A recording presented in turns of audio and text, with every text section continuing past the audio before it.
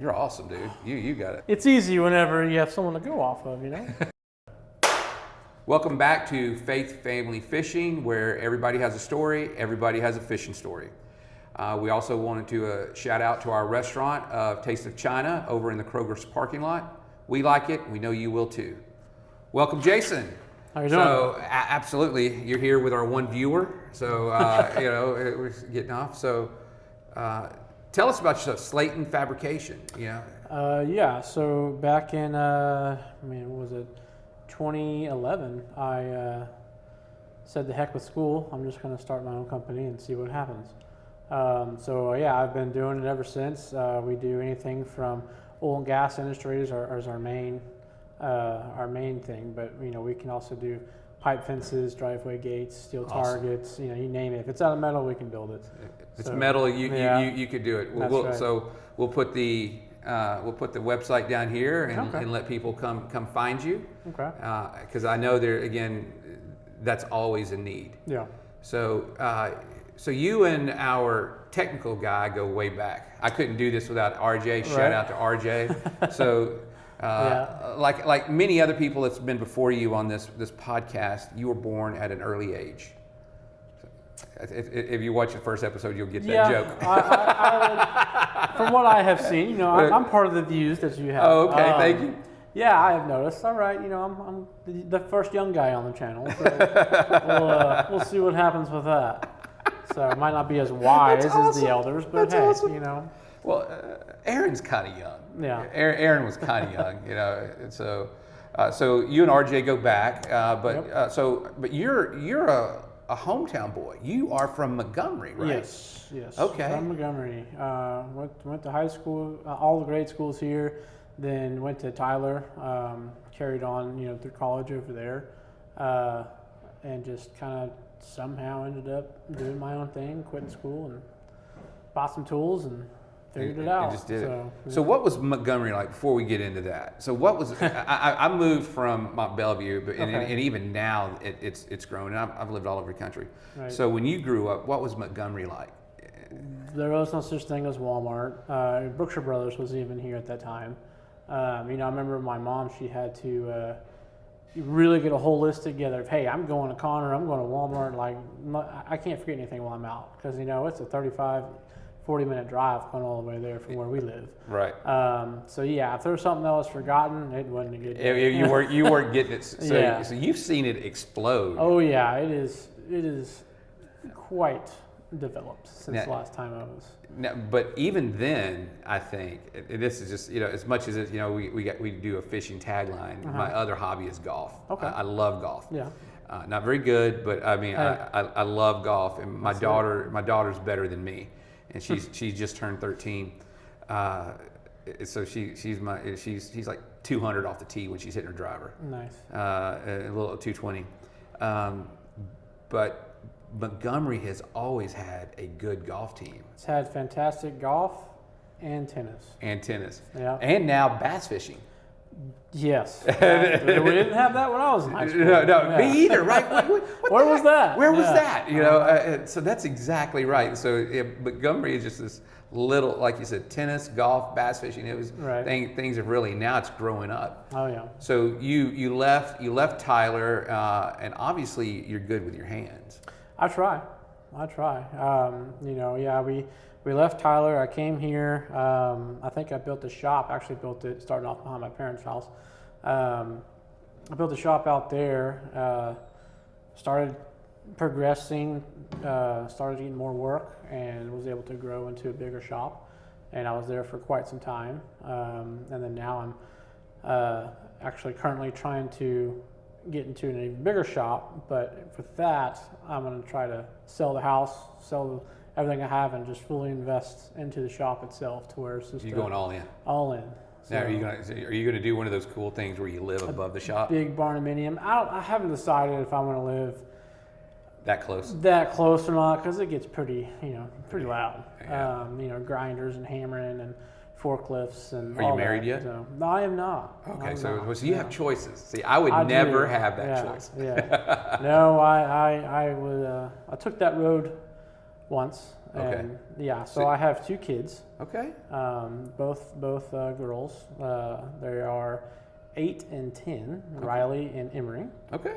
So yeah, I got my hands full with them. That's awesome. Yeah, That's awesome. yeah. So tell us a little bit about your shop. So you do oil, but you do custom stuff too, right? Right. I mean, really custom. I think You'd be surprised of what we've made off of bar napkins.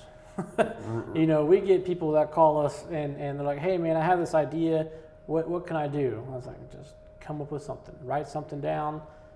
Whatever your best scribble you can make, and we'll make it come to life." So, okay. All right. That's interesting because I'm just fascinated by people. My brother can weld, my dad can weld, and they, a little grindy, not like you. And so, but I took welding, I think, in FFA when I was in. I'd always get the rod stuck. Oh, yeah.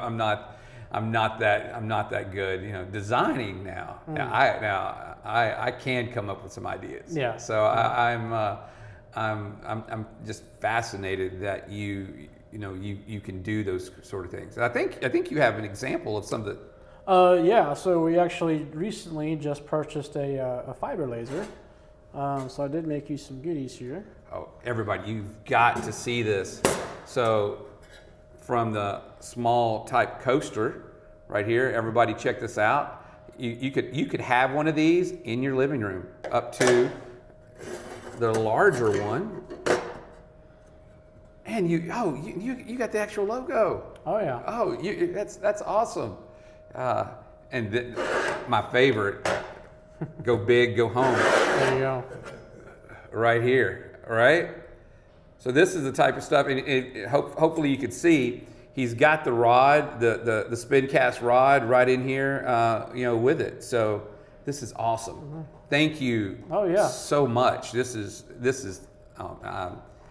I feel official now. I feel official. I think I was telling you in the beginning, but off camera, we're in the process of setting up our Shopify, and we're about to launch along with moving. You're going to be able to go to Spotify, go to Instagram to see reels, and we're also going to have a merchandise store. So I got some merch coming for you. Hey, I got some merch coming for you. We'll trade off. We'll trade off. We'll get on the golf course and do that. So what else do you do besides make pretty things? Oh man, I'm generally just working all the time. If I'm able to catch some free time, I like to go rock crawling. I got a couple of rigs that I built for that. I heard you were into Jeeps. Yeah, well, not just Jeeps, but So explain more customized. Explain to everybody who may not know. Because I used to live in Virginia, and they were big into rock crawling up there. What is rock crawling? Well, it's whenever you take a machine that should not be able to go up hills or over obstacles, and you just make it happen. Yeah, put the pedal down and see what it will go. Do you do the point where you have to do the winch also to go over the rock? Have you been into that series of it? So, whenever I go to parks. I'll go all over the state and all over the country to do trips with these things. Okay. Generally, it's just kind of like skiing. You have your different levels of skill. Okay. So it goes from a 1 all the way to a 5. Okay. I only do the 4s and 5s. Okay. So and there are some times when I'm like, all right, girls, time for y'all to get out. I just gonna go up this thing, and I'm not sure if we're gonna make it, without flipping. So, but a couple of times, we'll have to winch up if we really need to, but you kind of want to be able to do it without that. Okay. I knew the guy. He was all big on, and I'm like, I didn't really like. I think what you're saying. You actually kind of get to drive, but he was all about how to scale this. Right, it's a technique. You got to find the right line. You got to know your rig real well. You got to be able to, kind of know its limits, and then you'll find out. Because if you push beyond those limits, it's all right. Is it one of those sports that every time you go out, something breaks? With me, yeah. I try to push it as hard as I can, you know. Okay. But we also build these things to where they're able to withstand a lot. Okay. You know, to where like a snap in an axle, that's going to happen. But that's hopefully all that happens. You know, we try to make the axles actually the weak point, because you can easily just swap a couple $100 axle in and out rather than replacing the whole transmission or blowing a So you're working on these machines at your shop too, so that it's not just metal. You're doing yeah. So I actually built a race rig because I would do some racing as well, some side-by-side racing, and I built and designed a full tube chassis that has a Hayabusa power plant in it. I know what a Busa is. Yeah, I know what a Busa is. It's geared right now to where it thinks it's still on a motorcycle. Okay. So I can go in third gear. I've gone 120, and I have 3 more gears left, and that was off road. That is crazy. It's insane. I haven't really pushed it all the way yet. We really don't have the greatest places around here for that, but one day I'm hoping to make it out and to other state where they have some really big courses. We did off-roading this past Thanksgiving. It's the first time I've really did it. My brother took us, and we out in Arizona. Oh yeah. Kind of north of Phoenix, and you guys told me hit the ruts, right? Don't because with the chassis and the shocks, you hit it, and I was like, all right, because you drive, you leave the little town, and then you go to the state park, okay, and you go back there, and I think they had them governed to 40, 50 miles an hour, so because they'll do 100 or whatever, and so maybe it's 60, and I hit some of the stuff that was deep, and you just glide over it. I was shocked. I could see how you would get addicted, and I'm like, okay, I fell in love with Arizona. I really did. Yeah. Good golf. All I got to do is get through July and August, and then the weather, and just my body never felt so good. Oh yeah. So, I've been to Troon. I played out there. You played Troon? Yeah. I was going to play Troon. I ended up playing Greyhawk instead. Okay, yeah, I haven't. The only one I've done over there was Troon, and it was immaculate. It's desert. I've fallen again. Love my kid, so we're staying here until she graduates. Okay. But I could see myself living in Arizona, or at least 6-7 months out of the year. Right. On our last podcast, we had Galen, and he and I used to talk about.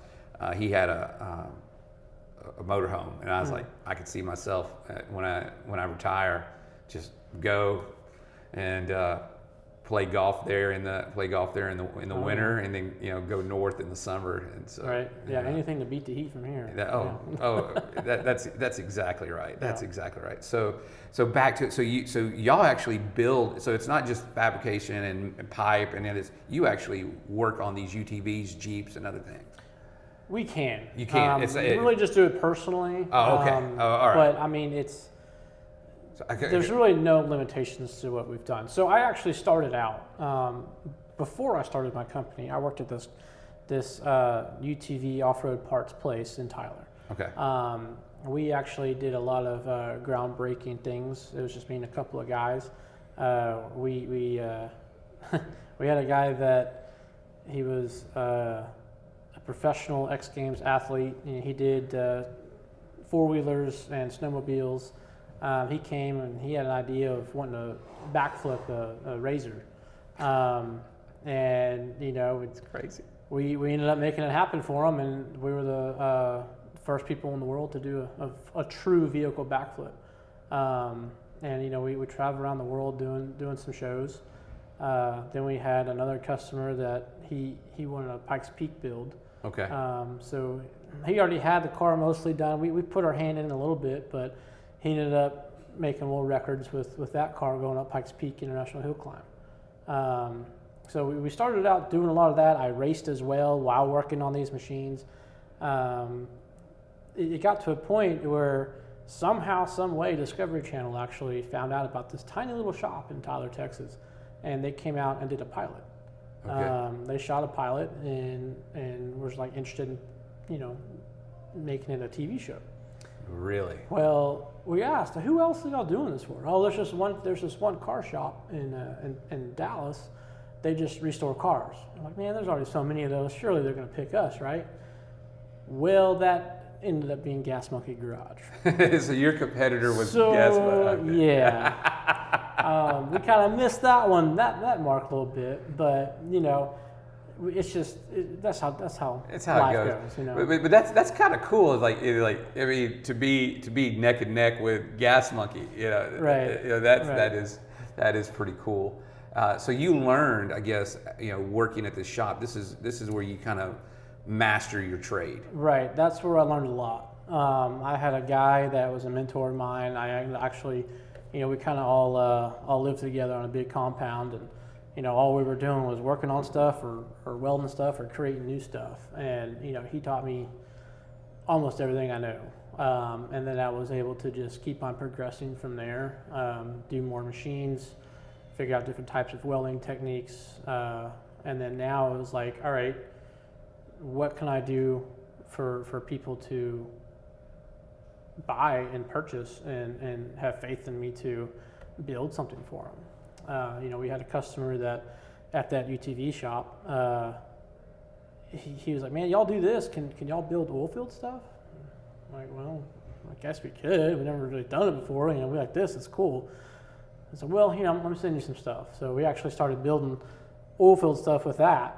And then it's like, all right, now we're starting to get into something that actually makes us money. It's boring, but it starts to, pay for the stuff that we can play on. Well, all good things come to an end. So it was a way out that company actually was shutting down. And I was able to purchase all the tools that were there and start my own little shop. I actually started a shop in my buddy's 3-car garage. Are you still in Tyler? This is still in Tyler. Okay. Yeah. Started it in there, and then progressed and built a shop behind the parents' house, and then started moving up, and So there's a lot of oil field in Tyler. So. Well, there's a lot more down here. That's one reason why I moved back down here. A lot of my connections were starting to come from the Houston area. Okay. So came back down here, and just been doing it ever since. And there's just, like you said, there's just big companies here, right? And so you get tied into them. Yeah, I really like it. It's pretty crazy. I've been blessed. I only actually have, I think, 7 real customers. That they come and they say, hey, this is what we need built. They don't even shop it out. I've had them for, one is as long as 10 years now. Wow.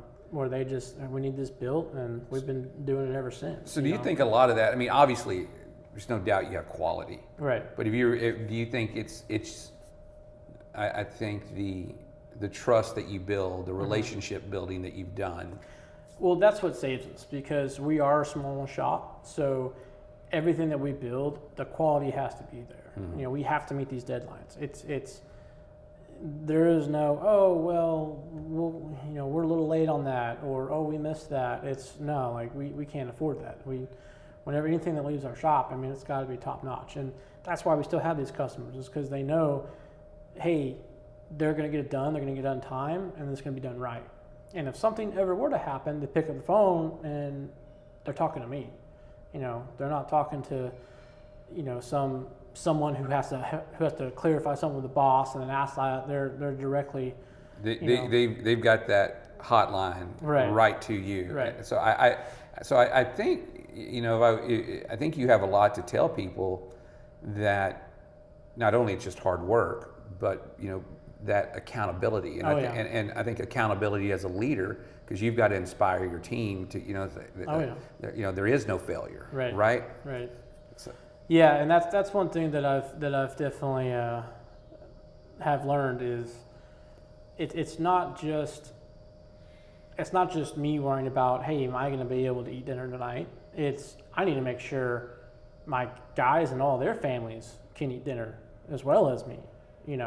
So it puts a lot of pressure, but I've been able to so far, just keep rising above it, able to find the work, able to keep this going. What do you do when that, Galen had some good, and Aaron, all the past some of the podcasters said, when that pressure hits, what if you, as a leader, what do you do to focus on, okay, I'm going forward? How do you make sure that the negativity doesn't bring you down?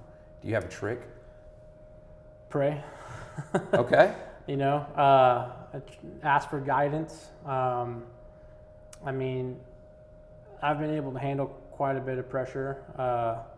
Through the years, my main thing is I've always learned the hard way. Any skill that I have, I've learned by failing. And I'm still failing, right? Because I still try to get better. I'm by no means perfect in anything that I try to do, any of my trade. But as long as I keep trying to better myself and learn from my mistakes, then I know that the only way to go is up. I think that's exactly right. And we in the IT industry, we have a motto, in the agile delivery of calling fail fast, right? And I truly believe that. And one of the things, I'm not very smart. I speak smart person though. That's so I guess I am kind of bilingual. There you go. Texan and smart person. But one of the things that, and it sounds like you're the model for this. And one of the things I used to say is, never ask somebody to do something that you haven't done or willing to do. Right. And I think that's the true definition of lead by example. Oh yeah. And I think that's what you're doing with your team. Mm-hmm. Yeah, if you ever come by the shop, there's a chance I might be sitting there sweeping the floors. As the other guys, they're working, I'm out there doing what I can, trying to put my hand in, help out where I can. I'll do anything from that to sales to quoting to welding. You name it. I still go out there and do it. I don't just say, hey, build this, I'll see y'all in a week or two. I'm very hands on, and I always have a decent relationship with all my guys. There's been a lot of times when things have gotten hard, and they decided to go other ways, but they've called me back. Hey man, I apologize. You were great to work for. I went to this other place and they just didn't treat me right. With you, you're very understanding. I try to help the guys out as much as I can, because in return, I wouldn't be where I am without them. So, right. Yeah. You're only as good as the people around you. That's right. It. Yeah. No, and I think it's admirable that you brought up prayer, and I've told a few people this, and I guess I'm going to tell our one viewer now that my days are better when I start out with prayer. Okay. That I've noted how I deal with the situation, and so me and the wife are trying to pray together more. It's helped our relationship. But I understand what you're saying is, you reach this impasse. It's like, hey, I don't think I can get through this, and then you pray. And you get to the top of the mountain. Right. So right. I think you exemplify that. You're doing a great job with that. What would you tell somebody? I think you're a little younger than me. But what would you tell somebody that my age, Galen's age? I think he was around when Moses was there. But and down to our daughters, right? What would you tell them? Say, hey, this is what it's going to take to succeed. Because one thing I want, before you answer, I want people, hope they get out of this podcast. There's not one way to the finish line, right? So what would be your advice in telling everybody? Well, I jokingly always tell everybody don't. It is so much easier using someone else's credit card than your own. But if you are setting out to want to do your own adventure, do it. Do not live life sitting there wondering. Give it a shot. Accept failure. Know that it's going to happen. And it's going to keep happening. That's awesome. I mean, there was a time when I didn't pay myself for about 3 months because I had to make sure that I had enough revenue to pay the guys, that I had enough revenue to get material and supplies so that we can do the next job. It's just, it takes a lot, and just keep working at it. Well, the second you give up, the second you think of, is this worth it? That's when you really have a true heart-to-heart and just, am I sticking with this? Do I need to keep trying to suffer to make things better and to go to greener pastures, or do I just throw in the towel? If you're at all a throw in the towel person, don't do it. Don't do it. There is no test on yourself that compares anything to trying to do your own thing. So, and then not only is it your own thing, now you're trying to progress, and as you grow, you can't, like I said earlier, it's not just about you anymore. It's now I got to make sure my guys and their families are good. You know, I got to make sure that I can provide work so that they can provide for their family. It's never going to stop. You know, just keep working hard, keep praying, and make sure you have a good backing. Thankfully for me, I have great parents. They've helped me out every step of the way. So I do owe a lot to them, but yeah, I mean. Shout out to mom and dad. Yeah, thank you. But yeah, I mean, it's you just got to keep on putting one foot in front of the other. I think you're right. I remember, I would say things that kind of started my career, and I wouldn't be where I was at today. And I kind of tell my wife is, you can't be afraid to leave the front porch. Oh yeah. In whether it's, my journey took me to DC. Oh wow. I had a friend up there. He's passed away now, but you can't be afraid. And we went up there when I left. We just got married. I was flying back every 2 weeks. I didn't have enough money to pay rent, but we took a chance, right? And it opened up so many doors. Yeah. I could tell you some stories over a drink sometime, but it's like they had asked me to do some things, and I didn't even know the acronyms they were talking about. Right. And I was like, yeah, okay. Can you do it? Absolutely. And then I was like, okay, well, I said, can you give me an example? So I just want to make sure I'm using what you need, And then I'd go and I'd look up, look up. I'd have the example. And I'd look up what they're talking about, and I said, okay, yeah. I could do this, right? But it was to your point. Just I've just never accept failure in my. Now, I would say I failed, but I'm not going to accept that I'm going to end in failure. Right. That to exactly what you're saying. Yeah. You fell along the way, and then you just kind of keep going. The only way to succeed is by failing. That's it. It just that I always like to say is I like to win, but I hate to lose more. Mm-hmm. Right. Yeah, I can get that. So now, so you've just taken up golf, or no? I mean, I've always dabbled in it, but as I've abused my body a lot. I've had 5 knee surgeries, broken back, broken jaw, arms, and some other things I can't even think of. There's got to be some stories there. So, there's a lot.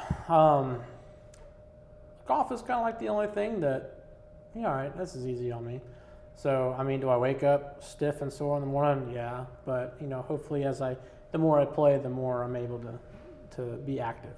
Mm-hmm. So, but yeah, I've just bought another set of clubs. My first set of clubs I've had, oh man, they were bought at a pawn shop 6 years ago. Okay.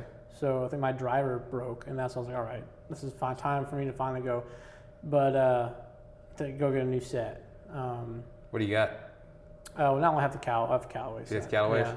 Yeah. Callaway Apex, and then I got a TaylorMade driver. But yeah, so I'm starting to get back into it, and trying to be outdoors more.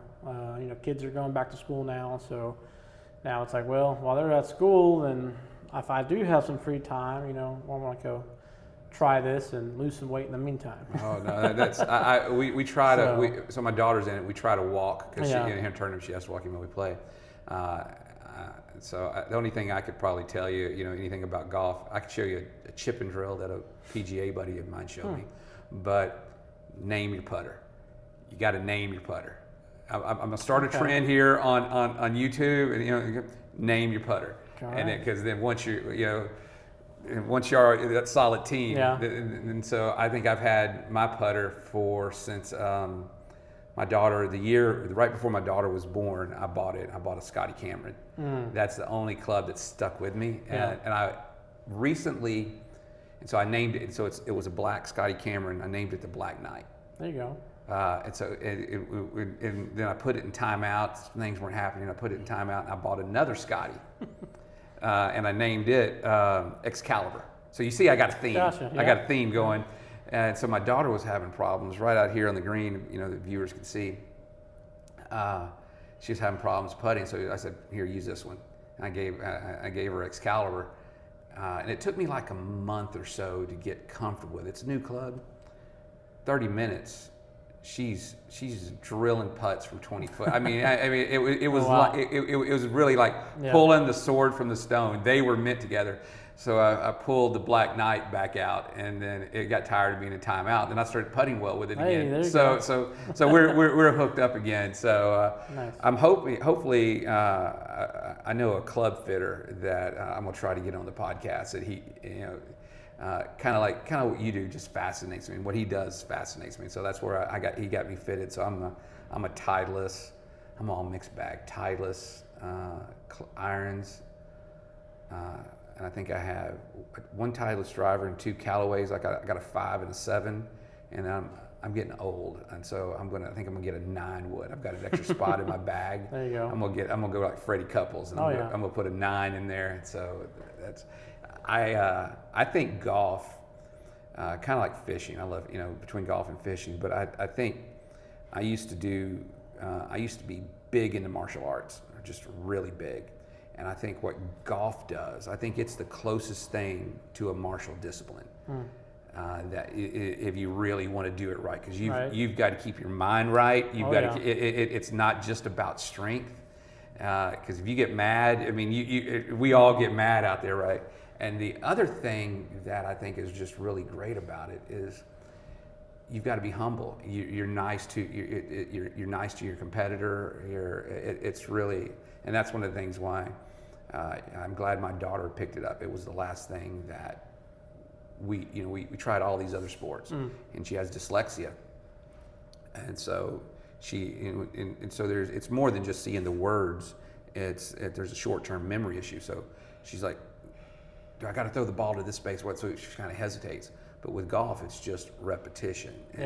So that was, and she's good. So I mean, we're going to have to get out there. We're going to have to get out on the course and play. So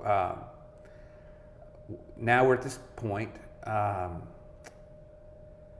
We've heard your story. Tell us your fishing story.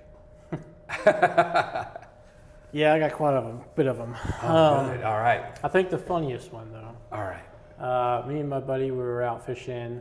We had quite the night before, so we're going on about 3 hours of sleep. We're driving out. I think we're about 10 miles off the coast.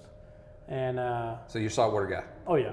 Okay. Yeah. I mean, I fish Lake Conroe as well, but I mean, saltwater's a lot more fun. Now, I started in saltwater. Okay. And when I was a kid, and then I moved to freshwater as I became an adult.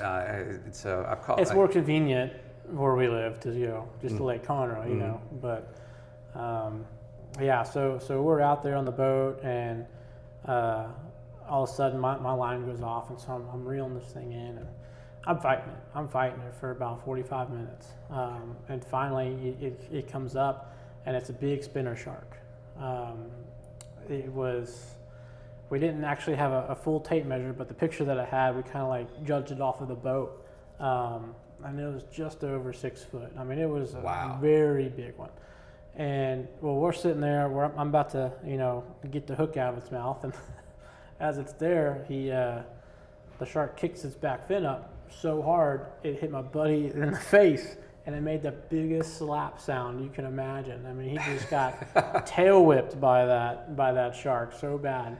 Did it knock him down? And then there was, oh yeah, it knocked him down, red face. I mean, it was pretty good. But yeah, I mean, that through the rest of the trip, it was just nothing but laughing about that. That's awesome. You know, I love shark fishing, but I didn't know this, and so I have a friend.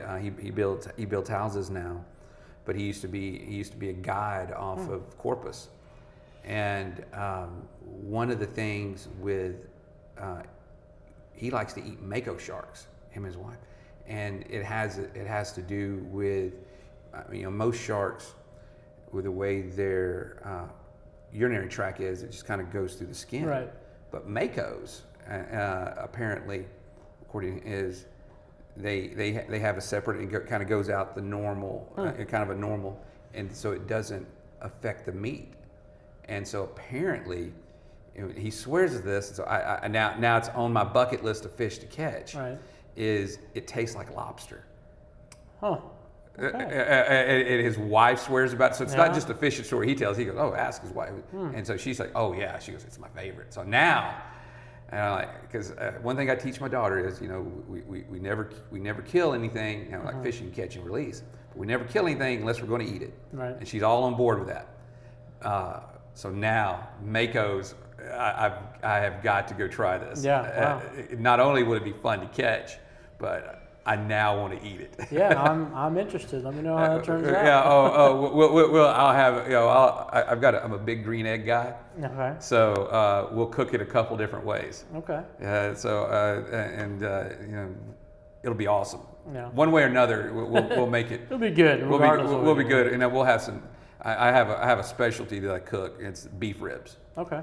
So once I learned how to cook them, I had a buddy Sam showed me, and now I don't even buy brisket anymore. I'll just do because there's always waste in the brisket. Oh right? yeah. I'll cooking the beef ribs. Galen tell you I served him some. Is the easiest. They're so freaking easy, but you got to give it time. Thank you so much for coming on, and you know we want to again. What's the name of your business? Slayton Fabrication. Slayton Fabrication, right here in Montgomery, Conroe area. Yes, right? sir. All right. No, and you know the detail I am just flabbergasted with. So be sure to reach out to Jason there for any of your metal needs.